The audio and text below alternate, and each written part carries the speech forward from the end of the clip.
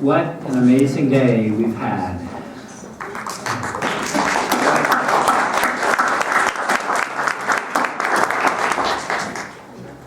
I'm not going to try to summarize what was said in all of the sessions. I did get to visit each one for at least a little while, and I was blown away. Thank you all for joining us, and we have a lot to come. Susan Piver is a teacher of mindfulness, meditation, spirituality, communication styles, relationships, and creativity. And she runs workshops and lectures on these topics around the world. She's a New York Times bestselling author. She's published in the New York Times, the Wall Street Journal, Time, Parade, Money, and other publications.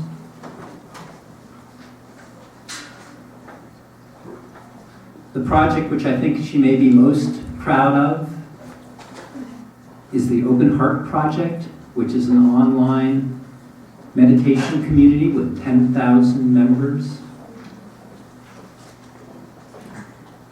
who practice together and explore ways to bring spiritual values such as kindness, genuineness, and fearlessness to everyday life. When our wonderful volunteers reached out to her to see if she would join us today, they were not aware that she is also the aunt of one of our middle school students. So what a happy coincidence there. I'm really delighted, Susan, that you've agreed to come and be with us here, fly down from Boston to be with us today. Thank you for coming and welcome as our final keynote. Thank you very much. I have two mics on, so tell me if it gets too loud. Where is my niece, Allison? Hi, sweetie. Right here. Yes, when I was invited to speak here, can you hear me? Mm-hmm. I was completely thrilled because this school has been so important in our family's life. So for everyone who's connected here, thank you so much for the excellent work that you do. And this may not be the only time I cry during my talk, so I'm a crier. So mindfulness is something that people are thinking about and talking about, and I was sitting on the couch the other day and I did this little experiment. I opened my laptop and I just typed the mindful, you know how Google or a search engine will try to auto-finish, like if you type Barack, it will type Obama. So I just did the mindful A, and I got the mindful artist, the mindful actor, the mindful apple picker, and B, the mindful bartender, the mindful, biologist, the mindful bird watcher, and I went all the way to J, and I got to the mindful janitor, and I was like, okay, I get it. This is real. This is happening.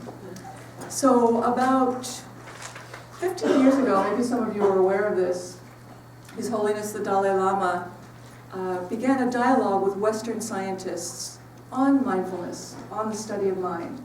And they had these dialogues in private for probably the first decade.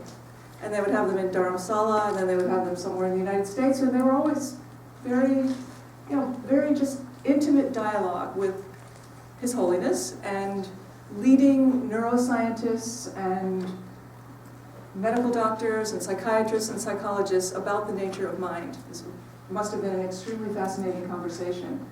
And about 6 or 7 years ago, they decided to have their dialogue in public, and you could go. And it was at MIT, and I live in Boston, so I went, and it was incredibly fascinating. And at that event, I got to see the sort of two paths that on which mindfulness is being explored. And one is our path, the path of the West. And going in this direction for like the past 50 years or so, research into mindfulness, research into the effect of meditation on the brain, that has been so fruitful and so interesting. And what I saw is that in our culture, the Western scientists have done an amazing job of really cataloging and naming and discovering even the mind states that cause us pain and sorrow, the negative mind states. What makes our minds unhealthy? And what medications and treatments can we create to restore health? And of course, the benefit of that cannot be overstated. Goes this path. Going in this other direction, interestingly, is the Buddhist path of the study of mind. And if the Western path is research-based findings, you could say that the Eastern path, or the Buddhist path, is based on evidence-based findings. And this evidence has been coming to the fore in the last 2,500 years.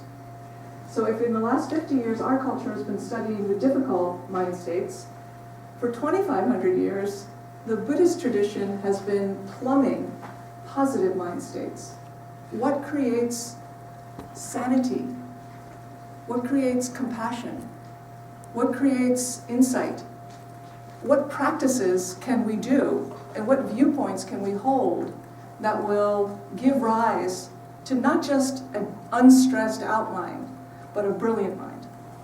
So, going in this direction, and we are very fortunate that we live in a time where we can see both of these paths, and at some point, probably not in our lifetime, but maybe in our kids' lifetimes, that circle will complete.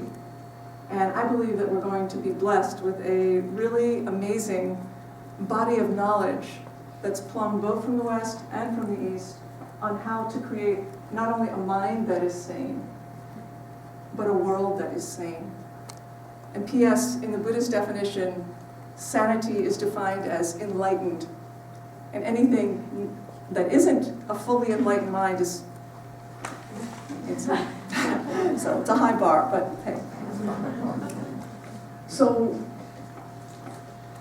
of these positive mind states that Buddhism really focuses on, and if you've ever studied any aspect of Buddhism or Eastern tradition in general, this will not be a surprise to you. But Buddhism has identified what you could call 3 qualities of the awakened mind that come from practice. The first quality is called compassion. And if Buddhism is associated with anything, it's usually compassion. You know, if you think of the Dalai Lama, we think of a beacon of compassion in our world. And compassion here is defined not just as feeling for others, and not even as empathizing necessarily with others.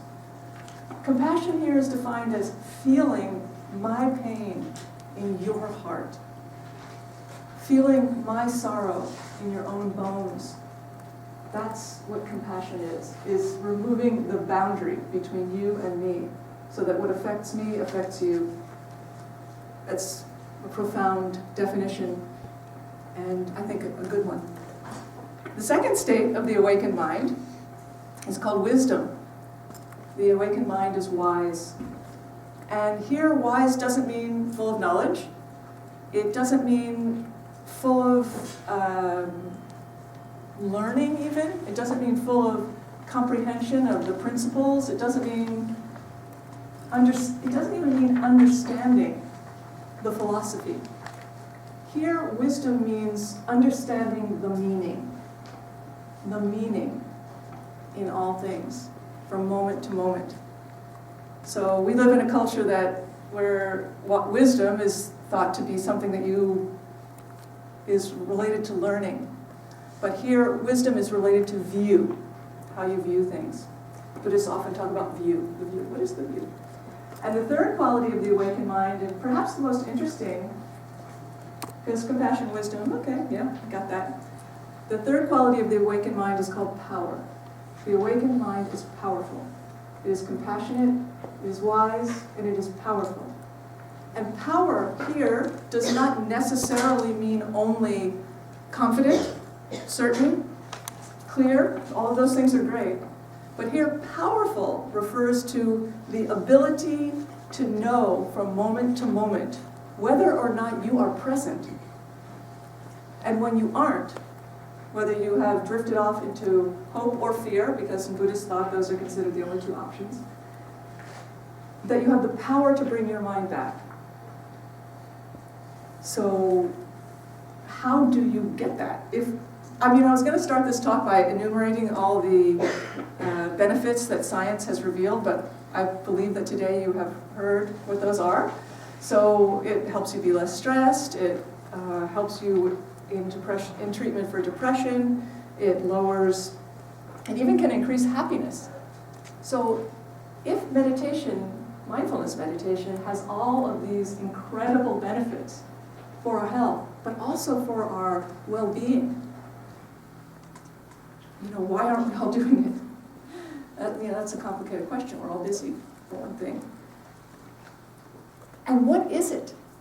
What is this thing that you can do every day, you and me and everyone here, that can lead to this profound state of health? Physical health, mental health, spiritual health even, I would say. What is it? So we may have ideas of what mindfulness is, what meditation is, and I'm going to give you my ideas. I'm going to tell you what it is from my study, what it is not, some misconceptions about meditation that hopefully will make you think, oh, okay, I could do that, because I thought it was this, but actually I don't have to do that. And then if you would indulge me, and if we feel like it, and I'll just sort of be the judge of that as we get to this point, we'll do the practice. I'll give you a short instruction in the practice. Then I'd like to explain the various kinds of meditation, because this morning Dr. Stixrud, who gave a fantastic talk, was talking about transcendental meditation and mindfulness meditation, and there's many more kinds than that. And actually, mindfulness is only a part of the practice that I'm going to teach you. Anyway, that's later. So, the definition that I want to offer you of meditation is simply this. It is substituting for your discursive mind another object of attention. And what I mean by your discursive mind is the part of you that is always going, what is she saying? What is she talking about? I like those boots. I used to know people with boots like that, and I took their picture. And maybe tonight I'm going to have this for dinner, and oh my God, my kid I have not heard one thing today that's going to help me with my kid, and if only I was a better parent, I wouldn't even have that problem, and it's because this happened to me in 1979, and et cetera, et cetera. That mind, that is always, it's an avalanche that doesn't stop of what I will call, for purpose of this conversation, discursiveness. And that is usually where our attention is, which, could make sense. Like, what are you going to think about if not your thoughts? But meditation says you can think about something else. You can take your mind off of that and place it purposefully, that's the mindful piece, on something else. And in some meditation traditions, like transcendental meditation, that something else is a mantra, something that you recite silently in the case of TM, but audibly in other meditation styles. And when your attention strays from that sound, you bring it back. And it strays again, and you bring it back. In other meditation traditions, that something else is an image, something that you gaze at, and you place your attention on that image, and when it strays, you bring it back. In the practice that I teach, that object is your breath. It's very simple and very conveniently located. So all meditation is taking your attention off of your mind stream and placing it on this other object, in this case the breath. That's it. That's 100% of the definition, which makes it very easy to say what meditation is not. It is not religious. It is completely non-theistic in every way. And it isn't even about changing yourself. It's very simple. So the biggest misconceptions about meditation There are three. And the first one, and I hope this will be a relief to you if you hold this, and this is, of all the meditation students I've taught, this one is always there. And I find it recurring in myself, and I have to tell myself, no, actually, Susan, you don't have to do that in order to meditate. And that is to stop thinking. Not required. In order to meditate, you do not have to stop thinking. You do not have to clear the mind of thought. The only thing you have to stop thinking is that. Because you can think whatever you want. No problem. Our mind exists to produce thought. And, thank you. Because if it didn't, and if it suddenly stopped, it would be very weird and uncomfortable. And it doesn't usually stop when someone goes, shut up. That is not an effective technique. So, but if that has worked for you, I would like to hear about that. It's so funny, I try to tell my students, the path to peace is not paved with self-criticism. The path to peace is not paved with harshness towards oneself. So the biggest misconception is that you have to stop thinking. And again, the mind exists to make thought, and trying to stop it is, I'm going to ask you to do something that will demonstrate how difficult it is. And you don't have to get up or sing or anything like that, unless you want to. If I ask you right now, you're already all doing this, just look out through your eyes. Just you're looking, whatever you're looking at. Okay, now, on the count of 3, try not to see anything. 1, 2, 3. Try, I mean it, really try. Try not to see anything. Can anyone do it? Yeah, that's how hard it is to stop thinking. And in meditation, rather than saying, shut up, please stop, I need to be peaceful, we develop a different relationship with our own minds. And instead of standing in front of this train that's going 1 billion miles an hour, because our minds are going so fast all the time, all day and often all night, instead of jumping off the train and standing in front of it and going, stop, splat, you just jump off and you sit down in what I imagine is like a grassy hillside, and you just watch it go by. And this creation of a somewhat different relationship with our thoughts is much more profound, more practical, more effective than trying to induce any particular state of mind. So the second misconception, and it's sort of only mildly a misconception, is that meditation is a form of self-improvement. And if you look at women's magazines or women's magazines, let's just face it, those are the ones that are saying all these things. Mindfulness can make you more X, whatever X is. And yeah, it can. It can. It can make you more successful. It can make you more intelligent. It can make you more powerful.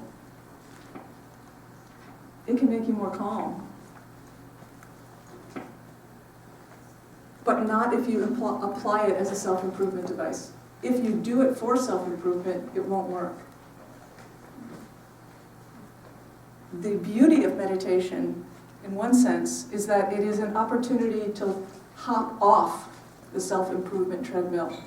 That I feel quite confident in saying that 99.9% of you in this room have lashed yourselves to very tightly, myself included.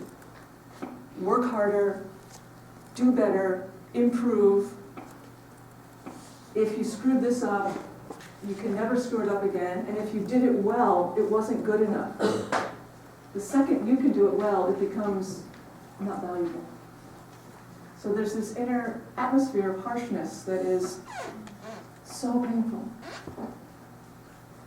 so deleterious on so many levels. And by the way, I'm not saying I'm not exactly like that, because I am. But if we use our meditation practice in that spirit, all the magic drains out. So it's actually, rather than trying to make yourself better, it's trying to make a friend out of yourself. It's like extending the hand of friendship to yourself. And what do you do with your friends? You don't say, that shirt does not look good on you. And when you talked to me the other day, your grammar was not right, and I really need you to go study thus and such before you come to dinner at my house because I'm afraid you're going to embarrass me. We don't usually talk like, but that's how we talk to ourselves. So in meditation, we try not to do that, or we say, okay, one part of me can do that, and the other part of me is just going to hang out. Because with our friends, the friends we like the best, are the ones who will just be with us when we feel happy, when we feel grumpy, when we feel outraged, when we feel depressed. Our friend is there with us, and you can do that for yourself, but not if you're always mad at yourself.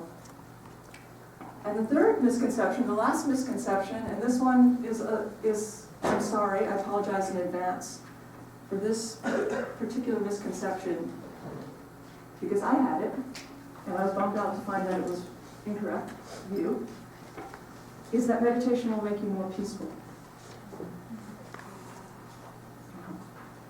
I mean, okay, well, but that, if by peaceful we mean never upset by anything, or horrible things happen and you're like, that's okay, I'm peaceful, it doesn't bother me, that's not going to happen. In fact, often the opposite happens. And I'm going to tell you a story briefly about how I learned this very viscerally, and it involves a curse word. I'm going to bleep myself on the curse word. So this was some years ago, 5 or 6 years ago. I'm a writer, I've written some books, and I was paid a lot of money to write a particular book. And that a lot of money thing already sets up a situation where it's like, well, this could be bad if it doesn't work out. And it was bad. It was not working out. They hated it. They hated me. Mom, they hated me. My mom's here. She's very happy. So I said, okay, well, I'm just going to come down to New York, and we're going to talk about this, because when we're humans face to face, often we can work things out that an email get kind of snarky and unpleasant. And I made a list. On one side of the list, I put the words that I was using to describe the goal of this manuscript, the point of this book. And then down the other column, I wrote the list of words they had been using to describe this particular manuscript. And I was hoping we could say, oh, look how you're looking at it. Oh, look how I'm looking at it. Isn't that interesting? Let's see what we have in common, and let's compromise on what we don't. I was nervous, of course, and my agent was with me, and the editor, and the publisher, and because it was so much money, it was like, there were a lot of people at this meeting. And I gave them my little document, and the publisher of the whole company picks up the document, looks at it, drops it, and goes, just get me a bleep effing manuscript that I like. F you. He said that to me. I'm like, oh my God. I'm like, yes, that's how I felt. I was, first of all, buy income, buy, reputation, see ya, future, maybe not. All of that was suddenly in great jeopardy, and I was also so hurt. I was so hurt. Because writing, as anybody knows, even if you're just writing an email, it's so vulnerable. It doesn't matter what you're writing. And here someone just gave me the finger and said, I hate it, and I don't like you, and please change everything about it so that I like it. And I'm going to hold all your money and your future hostage until you do. So I stumble out of this office onto 9th Avenue in Lower Manhattan, and I'm crying. It was all I could do to stop my tears until I got out of the building.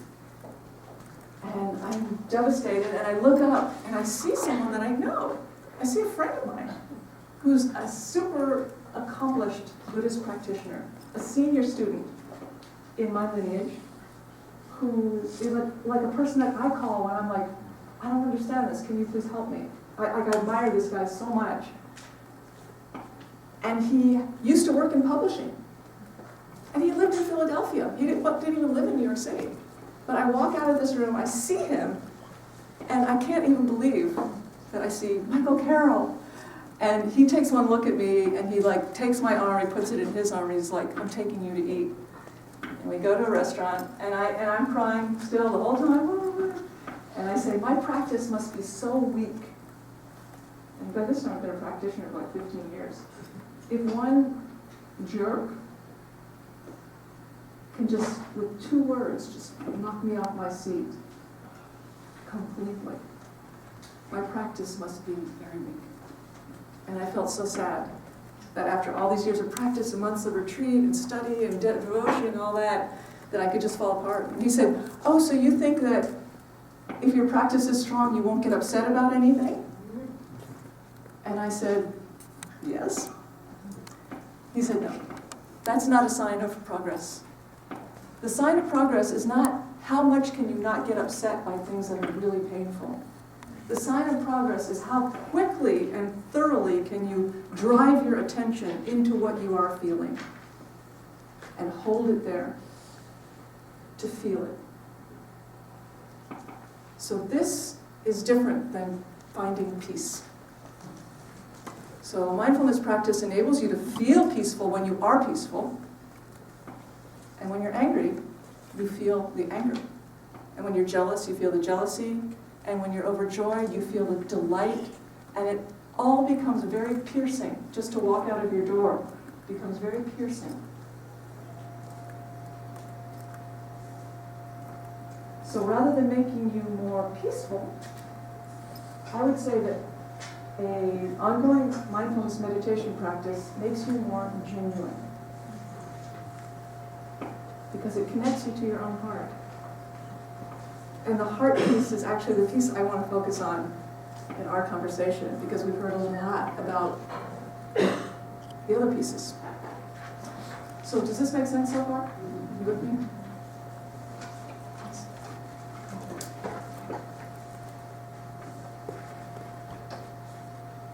So the practice that I teach is called shamatha meditation. Shamatha is a Sanskrit word. Shamatha, S-H-A-M-A-T-H-A. It's a Sanskrit word that means the practice of tranquility, or the practice of calm abiding. And where does this abiding take place? Because, you think, well, to abide peacefully, I need to go somewhere. I need to go on a vacation, or take a long drive, or just stay in bed, pull the covers up. But this practice teaches us that the place where we can abide peacefully is in our own minds. Which seems like, how could that be? Because that's what I want to get away from.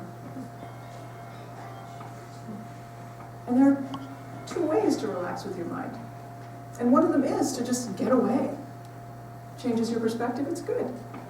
Sometimes that's the best choice, because you're just so overwhelmed. Like, cut, run, come back, try another day. It's not very practical, though, because you can't just go away every time you get upset. But a strong mindfulness practice teaches you how to not find discomfort, not find comfort from going away, but find comfort from being with, to relax with what is, when what is feels good and when what is feels bad. That's what mindfulness is, to stay with both. And so it's more practical. Any questions right now? Yes.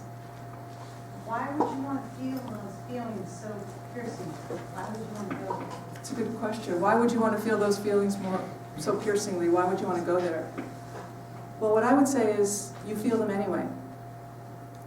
And because you're a sensitive, vulnerable, heartful being, because that's how you were born, all of you.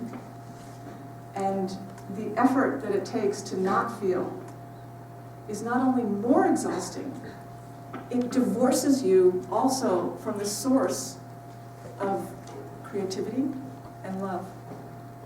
Because you can't shut the heart valve to some things and not to others. So if you want to feel love, if you want to make art, whatever your art is, you have to feel. And also I believe it's just the truth. Our actual experience is very vivid. And we spend a lot of time pretending that we're not afraid, we're not angry, we're not sad. And somehow when you stop pretending, or try to stop pretending, everything comes more alive, as well as more uncomfortable. So, but you know when you've ever tried to do anything that stretches you, it's exciting and uncomfortable. You can't tear those apart. So. Would you like to try the practice? Shall we? Well, just a couple minutes. So shamatha is said to be more than 2,500 years old and was taught by the Buddha, according to legend, and has been practiced over the millennia by countless people who have reported positive effect. That's the evidence-based part of the findings. And the reason I say this to you is so that you can know that you may or may not like this practice, and that either one is 100% fine. But it is a trustworthy practice. It's time-tested. I did not make it up. And in fact, no one made it up, like last week. This is something that people have been doing for a long time. And I was taught to meditate by my meditation teacher, who was taught by his meditation teacher, who was taught by her meditation teacher, by his meditation teacher, theoretically all the way back to the time of the Buddha. And I'm not saying that so you can think I'm a stand-in for the Buddha, because obviously I am not. But because there's an unbroken line of transmission. And there's something about that that is powerful. And if you have your profession, someone taught it to you, someone taught it to them, someone taught it to them, and now you carry it, and that is powerful. So anyway, that's the only reason I say it. Okay, shall we? So you can just sit comfortably. You can keep your eyes closed, or you can keep them open. When I do it as an eyes open practice, but you can do either way.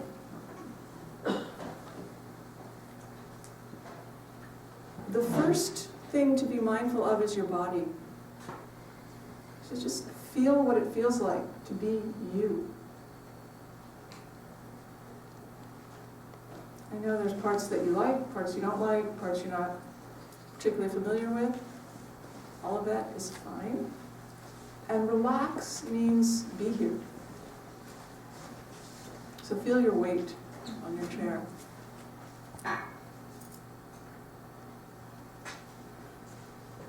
And relax your shoulders. Imagine that you walked in here with a 12-pound boulder attached to your back, and I just flipped the lock and it just rolled off. Feel your shoulders even lift a little bit from the absence of that weight.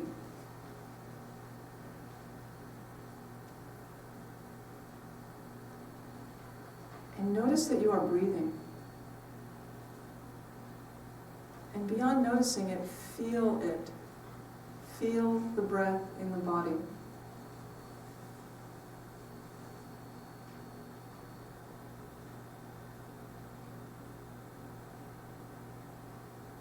Notice the rise of the inhale and the feeling of dissolve on the exhale.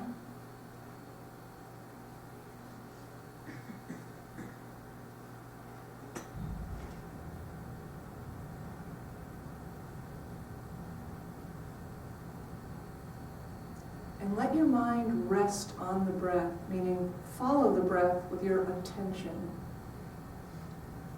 So come in on the inhale and ride out on the exhale. Breath like a wave. Your attention rides the wave in on the inhale and then is reabsorbed back out on the exhale.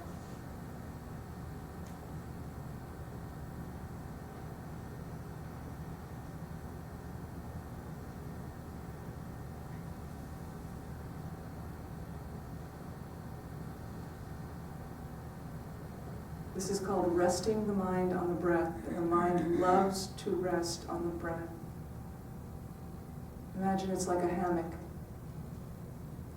that you you place your mind in, your worried, stressed out, brilliant mind, and let it sway in on the inhale and rock out on the exhale.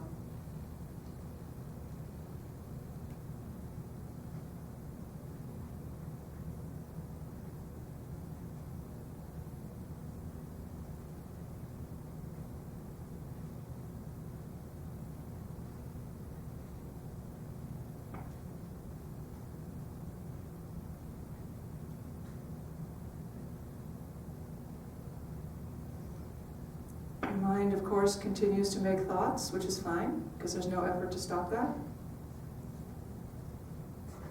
But imagine that your thoughts are like clouds in the sky. And one by one, they all float by.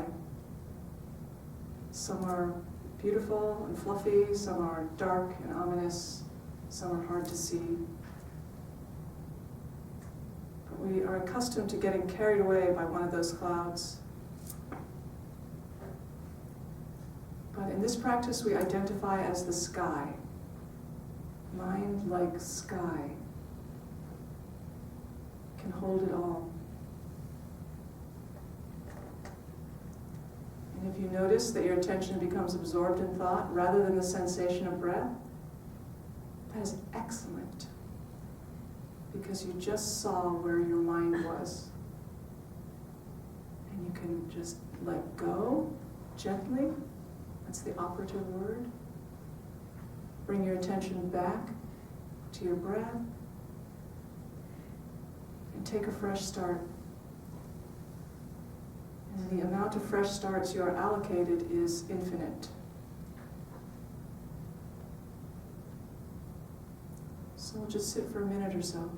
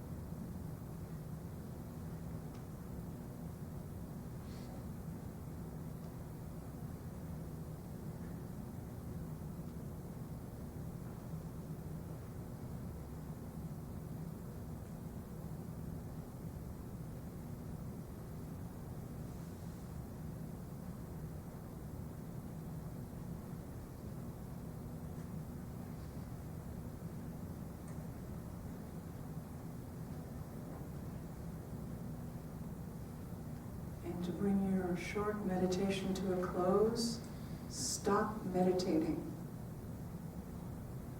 Just stop.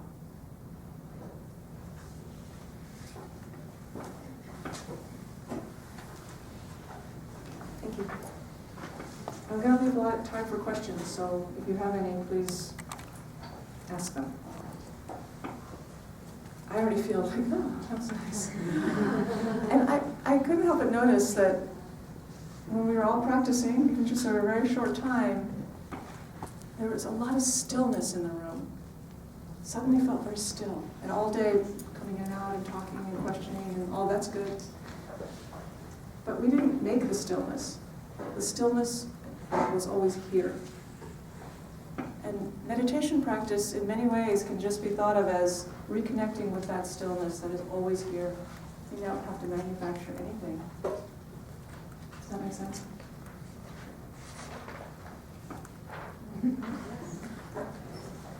So Dr. Stixrud this morning talked about the power of transcendental meditation. And were you all here for that? It was great. So you saw the research, you saw the effect. Fantastic.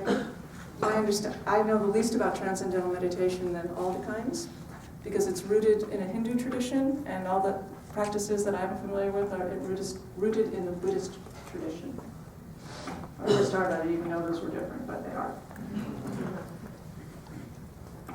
So if you want to learn to meditate and develop a practice, or if you already know how but want support for your practice, which I truly hope that you do, there are various places that you can go in this area, including the TM place that Dr. Stixrud mentioned across the street from White Flint, which I think is awesome. And the lineages that I'm going to suggest to you all have that quality of rootedness in tradition. And I think that's very important, because you don't want to go off into any New Age nonsense, because that's bad. So of course, the most well-known meditation style related to Buddhism in the West is called Vipassana. And for good reason, because it is an excellent practice. And you can go to there's Insight Meditation, IMCW, Insight Meditation Center of Washington. I know they have a Wednesday night gathering with a wonderful teacher named Tara Brock every Wednesday. Wonderful, great. Chance to get practice, get some community, hear a talk, reconnect. Very good. But any Vipassana, any place that teaches Vipassana, which means the practice of insight, is excellent. Vipassana is connected to one of the earliest schools of Buddhism called the Theravada, which is in the first cycle of the Buddhist teachings, although it's also now completely Western and made totally available to us. So that's a great option. You could also study Zazen, practice associated with Zen Buddhism. I don't know of the Zen centers in Washington and Maryland, but I guarantee you they're there.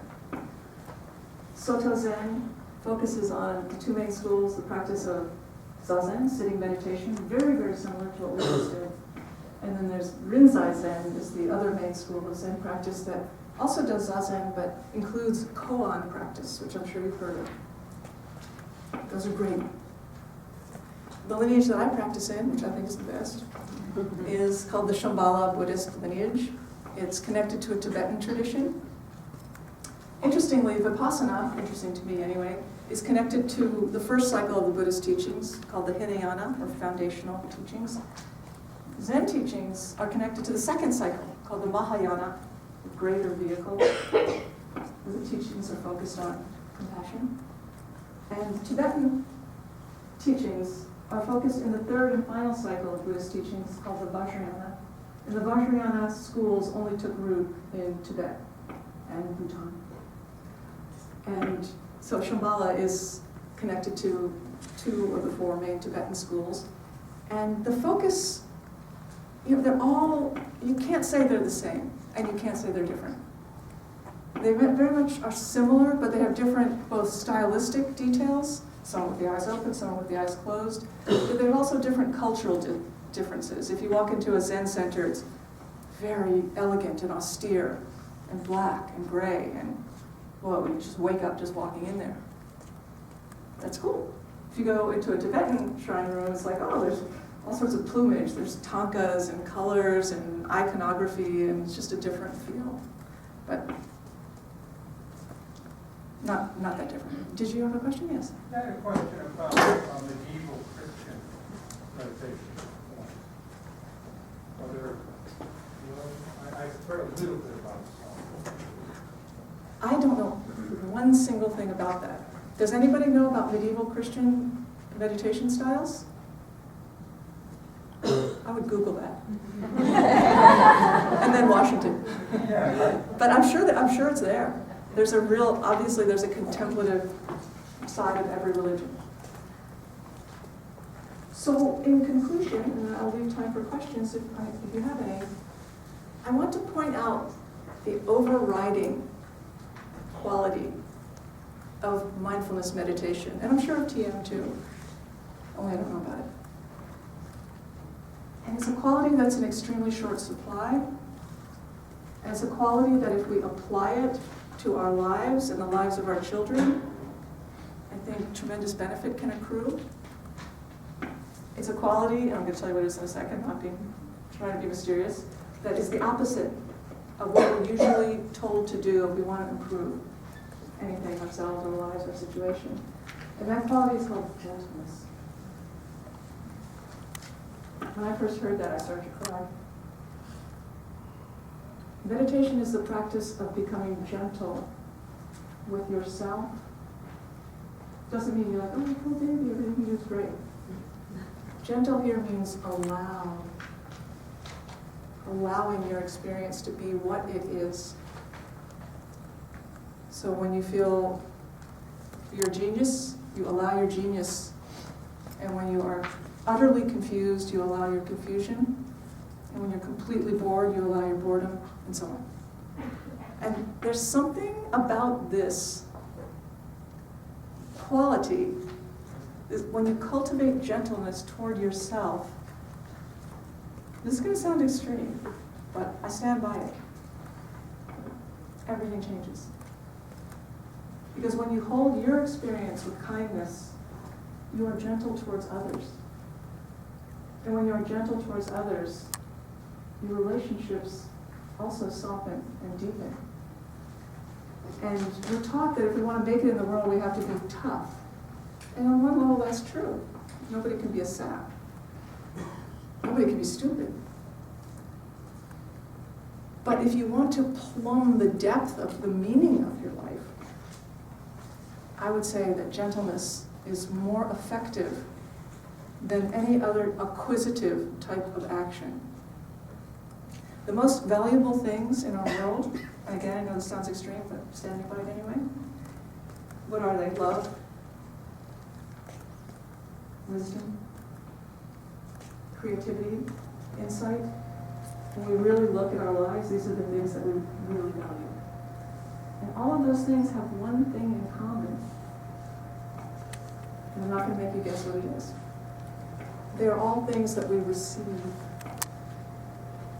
They are not things that we can go out and get. Doesn't matter how good a plan you have to find love, you can't go out and get it.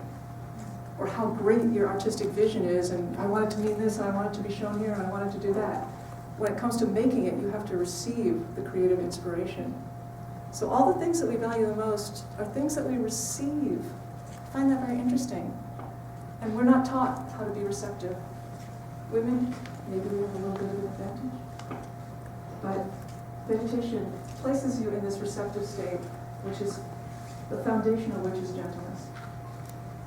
And the last thing I want to say is that with this quality of gentleness, I dream, let's say, more than see, that so many of the issues that you as parents, that we as parents face with this incredible weight of what our children have to deal with. Technologies and stresses and ADHD and false selves and all these things I heard today that I see, of course I see it in my own stepson too.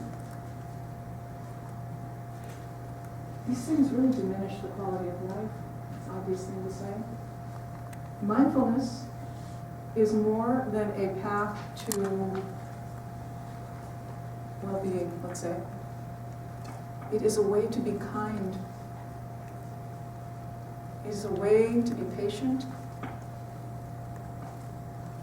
It is a way to reflect and understand the meaning of your experience. It is a way to make art. And I would even say it is a way to love. So it's really big. Why is this true for all of us? I don't know. But according to lots of really smart people, we each possess something divine within us. You could call it whatever you want. You could call it your higher self. You could call it your higher wisdom. You could call it God, you could call it silence, you could call it anything. Doesn't change the truth of its existence. In Buddhism, it's called Buddha nature. And it just means that whatever got the Buddha to be enlightened, you have that. So to conclude, and I'll tell you, I'll cycle back to the Mind Life conference when a friend of mine does PR for the Dalai Lama, which is kind of a funny job, but he gets a lot of interview requests. Someone got to field them. So he said, "Do you want to come to the press conference?" That was at his first Mind Life thing at NYT. And I said, "Yes, I do." So I was there. There was probably not this many people there, maybe a little bit less. And the Dalai Lama was sitting here, and this neuroscientist named Richard Davidson, very brilliant researcher, pioneer in neuroplasticity, was there. And people were asking questions. You know, they were journalists. I'm not. So they, what about this and what about that? And any more questions? And suddenly my hand went up. I was like, "What are you doing?" And he goes, "You."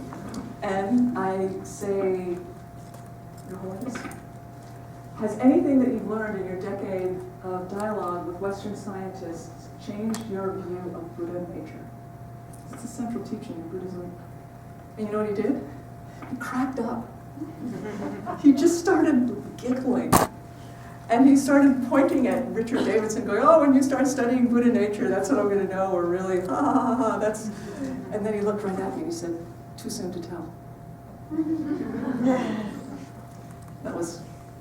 So, again, just to end where we started, we have these beautiful paths of the exploration of mindfulness, the Western path through research and study of difficulties and trying to ease those difficulties, and the Eastern path of practice and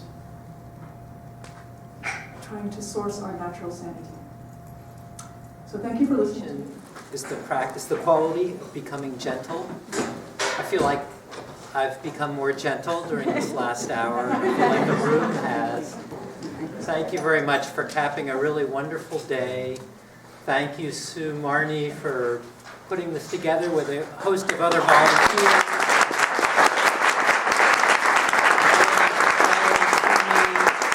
Thank you, Robbie, for filming us. Thank you all for coming. This has really been a wonderful, wonderful day.